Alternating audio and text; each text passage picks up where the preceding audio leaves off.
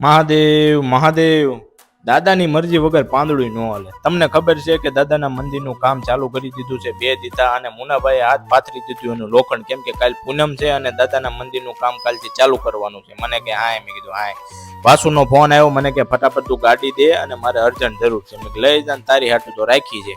અને આ છોકરાને જોવો તો સાહેબે સાહી લેવા મોકલ્યા 12 બપોરે. આવા જ છે. ભૂપત બાપુ આવ્યા, મેં કીધું ટાઈમે તમે છે ને ભાઈ ગામમાં પાણી જો, નકર આ તમારી નોકરી છે ને હું ખાઈ જાય. એ કે ખાઈ જાય ને તારામાં તેવડ હોય તો કાંઈ વાંધો નહીં. પાછો વાસુનો ફોન આવ્યો કે ફટાફટ તું દુકાને આવી, મહેમાન આવ્યા છે. અને મહેમાનમાં કોણ હતું? આ છે વાસુ ને આ છે અમારો પરફુલ ભાણિયો. ખોપાળાથી આવી ગયો તો મોહાલની મહેમાન ગતિ કરવા. મુકાઈ કીધું આજ કરી જ નાખવી છે. મેં કરી નાખવી, બીજું શું હોય. પછી હું જાતો તો ટોડા, ત્યાં વચમાં મને મળી ગયો મહિલો, ડોક્ટરે ફાંકા મારતો હતો.